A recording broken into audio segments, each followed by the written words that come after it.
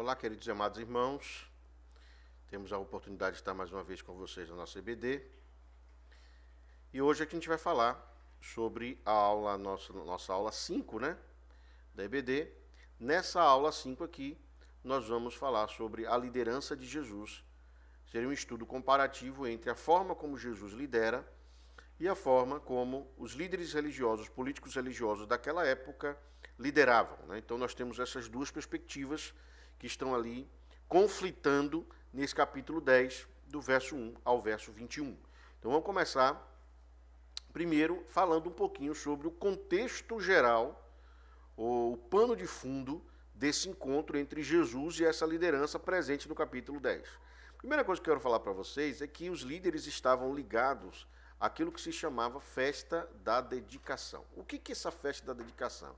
Interessante que essa festa da dedicação, você não vai encontrar essa festa aqui, no Antigo Testamento. Ela não vai estar no Antigo Testamento, porque o cunho daquilo que fundamentou a festa, o processo histórico que fundamentou essa festa, não foi no Antigo Testamento, foi naquele período que a gente chama período interbíblico, momento em que você tem a finalização da profecia de Malaquias e o início ali do Novo Testamento, ali já com a chegada de Jesus. Esse período aqui, entre o Novo e o Antigo Testamento, é aquilo que a gente chama de período interbíblico. Entre o Antigo e o Novo Testamento é período interbíblico.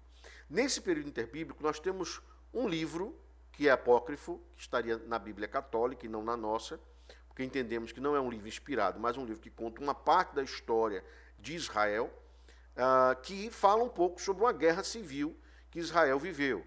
Nessa guerra civil, houve o remontar da religião e da constituição da nação judaica.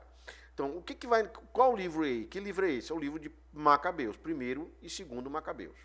Nesse livro, e nesses versículos aqui, no capítulo 4, 36 e 59, e no capítulo 1, de 9 a 18, vai estar sendo narrado aquilo que a gente chama de dedicação. O que é dedicação? É quando Judas Macabeus, ele decide dedicar o templo novamente a Deus. Ele faz um processo de dedicação. Nesse momento em especial, o que vai acontecer? Judas, ele remonta a religião judaica. Havia, naquela época em especial, a liderança, os líderes do judaísmo estavam totalmente contra o povo. E isso fez com que o povo se rebelasse, o povo passasse a questionar a validade dessa liderança. Por isso, Judas Macabeus rededica o templo e entrega o templo ao povo, como se fosse assim, olha, a partir de agora, o governo é de vocês, o povo estará participando desse processo. Claro que isso dura por algum período. Posteriormente, as lideranças judaicas se reconstituem, se fortalecem, os partidos políticos judaicos começam a se montar, como eu expliquei na aula passada, e esses partidos, eles, a partir do momento que eles se constituem, eles passam a guerrear, a pleitear o poder. Tá? Essa festa durava 8 dias, representação cabalística para vitória, tá? 8 significa na cabala vitória, beleza? Então, a vitória é a vitória de quem? A vitória do povo? Não, a vitória de Deus, que reconstitui o poder ao povo, tá? Isso aqui é importante. O versículo bíblico, digamos assim, o versículo-chave que condiz a esse processo seria Ezequiel 34. Nesse capítulo aqui em especial, Ezequiel está discutindo a questão dos pastores, da liderança religiosa e a posição deles frente ao povo, como é que esses líderes religiosos se davam ao povo. Tanto que ele vai trazer aquele versículo famoso que diz o seguinte, bem conhecido, que diz: os pastores se tornam os lobos do rebanho. Ou seja, o que Ezequiel está dizendo? Que a liderança estava extorquindo o povo, estava mantendo o povo numa situação que estava destruindo o povo em seu favor, certo? Em favor deles mesmos, desses líderes, né? Mas vamos ver lá como é que Jesus vê essas coisas, ou contempla essa realidade. Logo no capítulo 10, logo nos primeiros versículos, a gente vê Jesus fazendo uma crítica aos líderes judaicos. Essa crítica, ele primeiro chama os líderes judaicos de ladrões e assaltantes, tá? Por quê? Porque eles estavam realmente roubando a liberdade do povo, eles estavam roubando o direito do povo, e isso para digamos assim, para Jesus era um absurdo. Né? Tá? Outra coisa é chamá-lo de mercenário. Por quê? Porque o interesse deles quanto ao povo não estava ligado ao seu serviço, estava ligado ao interesse financeiro. Então, aqueles que pleiteavam ser líderes não estavam fazendo por questões de amor a Deus e de amor à sua missão, mas por questões de relação com a parte financeira, com seus interesses próprios. Né? Jesus aí vai utilizar uma parábola, a parábola da ovelha. Ele vai utilizar essa parábola justamente para mostrar para os líderes judaicos os seus erros, os seus problemas. É bem verdade que os líderes judaicos, eles fingem que não entenderam. Isso aqui há um processo aqui de, teoricamente, não compreensão, mas é um fingimento dos líderes para dizer, olha, Jesus, nós não estamos entendendo o que o Senhor está falando. É muito básico. Por quê?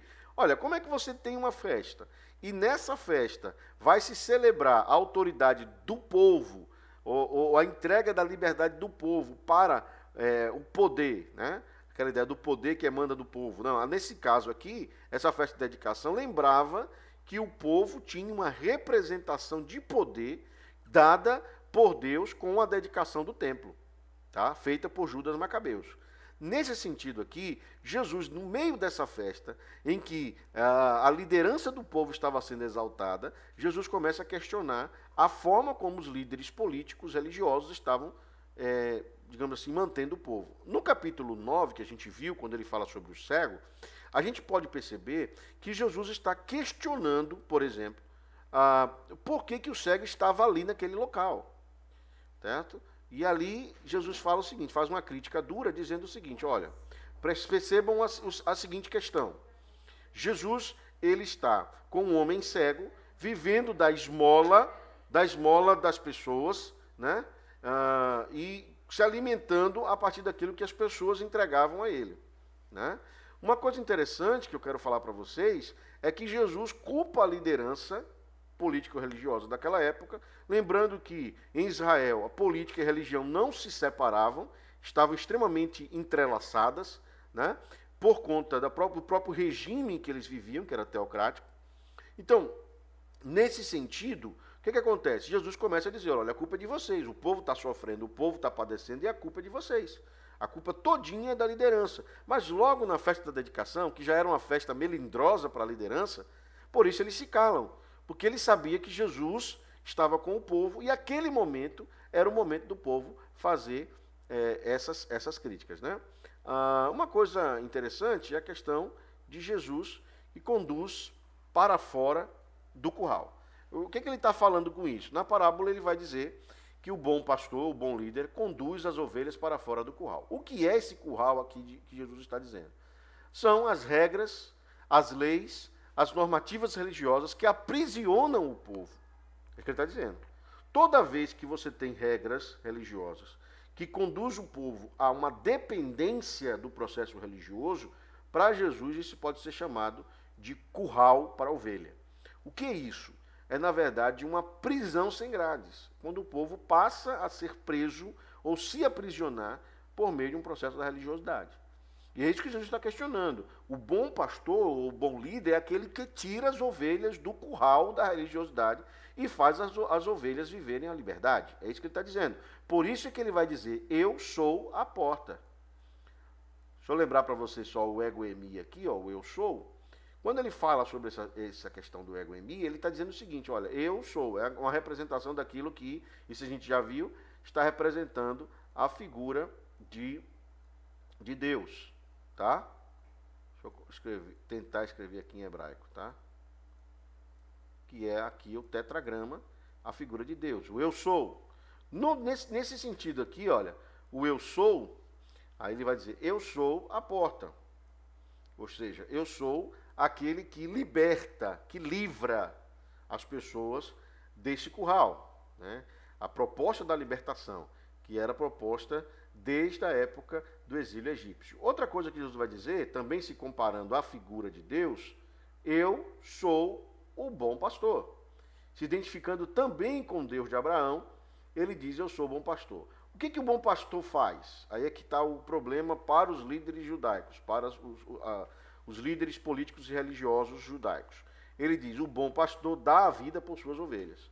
ele muda, ele inverte o processo que os judeus estavam vivendo. Porque naquela época, ao invés dos pastores, dos líderes religiosos estarem servindo ao povo, eles estavam servindo aos seus próprios interesses. Eles estavam servindo às suas próprias necessidades. Eles estavam enchendo as suas barrigas, digamos assim, e as suas casas de bem e patrimônio, e tirando do povo o direito de serem povo. O bom pastor, segundo o texto, é aquele que se entrega, se doa, se dá por completo. Essa seria a definição de bom pastor. E qual é o desafio aqui? O desafio que Jesus faz para os líderes religiosos é repensarem essa realidade política. Claro que eles fingem que não entenderam a parábola, tá? Inclusive Jesus fala por parábolas e eles fingem que não entenderam. Por quê? Porque eles vão perder seu status, eles vão perder sua hegemonia, eles vão perder sua autoridade. Não era o que eles queriam, né? E Jesus questiona diretamente, tete a tete, aqueles homens quanto a validade do discurso deles. Certo? Vamos ficar por aqui hoje e a gente remonta algumas coisas para a próxima semana, tá bom? Deus abençoe vocês, um abração, que o Senhor esteja com cada um de vocês. Um abraço.